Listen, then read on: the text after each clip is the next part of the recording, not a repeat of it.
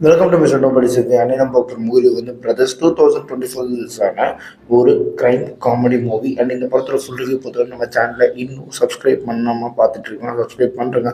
Helps advice உங்களுக்கு நிறைய movie ரிவ்யூஸோட updates வந்துகிட்டு இருக்கும். And this video sponsored by learn new skill technologies. இவங்க ஐடி ரிலேட்டட் ஸ்கில்ஸை கோர்ஸாக உங்களுக்கு மோஸ்ட் அஃபோர்டபுள் ப்ரைஸில் பண்ணி தராங்க.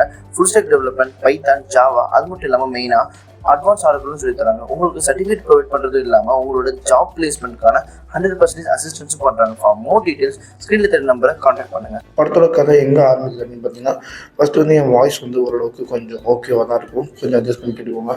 அண்ட் அதுக்கப்புறம் இந்த படத்தோட கதை வந்து ஒரு ட்வின்ஸ் பிரதர் பற்றி. ஒரு பிரதர் நார்மலாகவும், இன்னொரு பிரதர் வந்து ட்ரால்ஃபாகவும் இருப்பார், அதாவது குள்ளமாக வளர்கிறவங்க. அண்டு இந்த பெரியவரோட பேர் வந்து மைக் மோக்குன்னு சொல்லிட்டு செல்லமாக கூப்பிடுவாங்க. அண்டு அந்த ட்ராஃபாக இருக்கிற ஒரு பேர் வந்து ஜேடி.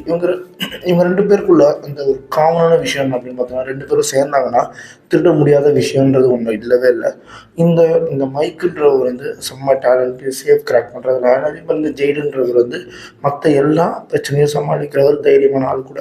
அண்ட் இவங்களோட அம்மா கிட்ட இருந்தால் இந்த பழக்கமே இவங்களுக்கு வந்துச்சு. ஏன்னா அவங்க அம்மா வந்து ஒரு பெரிய ஒரு தீப், ஓகேங்களா. அவங்களோட பாய் ஃப்ரெண்டோட ஒரு பெரிய தெஃப்ட் நடத்துகிற அந்த சமயத்தில் அவங்க வந்து தன்னோட பாய் ஃப்ரெண்டை இழந்துட்டு அதுக்கப்புறம் ஐ திங்க் ஜெயிலுக்கு போயிடுவாங்கன்னு நினைக்கிறேன், கரெக்டாக எனக்கு தெரியல. அதுக்கப்புறம் பல வருஷங்களுக்கு அப்புறம் திரும்பியும் வந்து இந்த மைக்குன்னு இருக்கார் பார்த்தீங்களா அண்ணன், அவர் வந்து இதெல்லாம் எதுவுமே வேணாம்னு சொல்லிட்டு ஒரு பீஸ்ஃபுல்லான லைஃப்பை லீட் பண்ணி அவருக்குன்னு சொல்லிட்டு ஒரு ஒய்ஃபு, அவங்க வயிற்றில் வந்து ஒரு குழந்தை.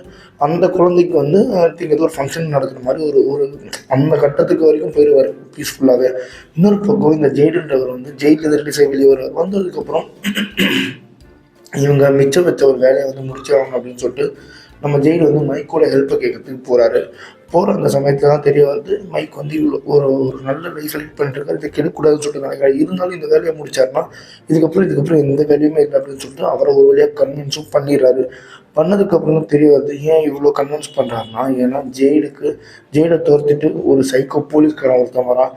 அதுக்கப்புறம் வந்து இந்த டெஸ்ட்டை பண்ணால் மட்டும்தான் இவரோட உயிர் வந்து தப்பிக்குன்ற மாதிரி ஒரு கிரிட்டிக்கலான ஒரு சுச்சுவேஷன். அதுக்கப்புறம் இந்த பிரதர்ஸ் ரெண்டு பேருமே பழைய மாதிரி ஃபார் ஓல்ட் டைம் சேக் மாதிரி ரெண்டு பேரும் சேர்ந்து அந்த தெஃப்ட்டுக்குள்ளே போக ஆரம்பிக்கிறாங்க. போனதுக்கப்புறம் தான் வந்து இவர் நிறைய விஷயங்கள் மறைக்கிறான்றது தெரிய வருது. ஸோ அது தெரிய வந்ததுக்கப்புறம் இதில் இன்னொரு பெரிய ஷாக் என்ன அப்படின்னு பார்த்தீங்கன்னா, அவங்களோட அம்மா வந்து இப்போ வரைக்கும் உயிரோடு தான் இருக்காங்க அப்படின்ற மாதிரி ஒரு விஷயமும் ஆகுது. அண்ட் அவங்க அம்மா சொன்னதுனால தான் இந்த தெஃப்ட்டே நடத்துகிறாங்க அப்படின்ற மாதிரி ஒரு விஷயம் தெரிய வருது. தெரிய வந்ததுக்கப்புறம் வந்து அந்த நம்ம மைக் இருக்கிறது பார்த்தீங்களா பெரிய பையன், அவருக்கு வந்து ரொம்ப வெறுப்பு. ஏன்னா வந்து சின்ன வயசுக்கு வந்து தன்னோட அம்மா வந்து தான் வந்து எதுக்கும் வேலைக்கு ஆக மாட்டேன், அதாவது இந்த மாதிரி கிரிமினல் வேலைக்கெல்லாம் வந்து செட் ஆக மாட்டேன் அப்படின்னு சொல்லிட்டு போயிருப்பாங்க. அந்த வார்த்தையை மனசில் வச்சுட்டு இப்போ வரைக்கும் அது வந்து அவருக்கு ஒரு ஆறாத ஒரு தழும்பாக இருக்கும். அண்ட் அதுக்கப்புறம் இந்த ஃபேமிலியாக சேர்ந்து இந்த தெஃப்ட்டை நடத்தி முடிச்சாங்க இல்லையா, அண்ட் அதுக்கப்புறம் அவங்களுக்குள்ள இருக்க அந்த பிரச்சனைகளை வந்து சரி செஞ்சாங்க இல்லையா அப்படின்றது தான் இந்த படத்தோட கதையே. படம் வந்து ஒரு ஆவரேஜ் மூவி, ஒரு ஓகேஷ் மூவின்னு தான் சொல்லுவேன். ஆனால் எனக்கு என்னவோ இந்த மைக்குன்ற அந்த கேரக்டர் வந்து வேறு யாராவது வச்சு ரீப்ளேஸ் பண்ணி தான் நல்லா இருந்திருக்குமோன்னு சொல்லிட்டு எனக்கு ஒரு ஐடியா. இந்த டெட் படத்தில் வந்து ஒருத்தர் வருவார்ல ஹீரோ, ஏன்னா அவர் வச்சுருந்தாங்கன்னா இன்னும் கொஞ்சம் நல்லா இருந்திருக்குமோன்னு சொல்லிட்டு எனக்கு ஒரு ஐடியா. மற்றபடி படம் ஓகே தான், ஒரு ஆவரேஜ் மூவி. வேணும்னா பாருங்கள், இல்லைனா வேணாம் அப்படின்ற மாதிரி தான் இருந்துச்சு. அதனாலே இந்த படத்துக்கு நான் ஒரு 2.5 தருவேன். அண்ட் இதேமாதிரி மூவி பார்க்கணும் நம்ம சேனலை சப்ஸ்கிரைப் பண்ணலாம் தான் சொன்னோம். பட் சந்திக்கிறேன். Bye, have a great days.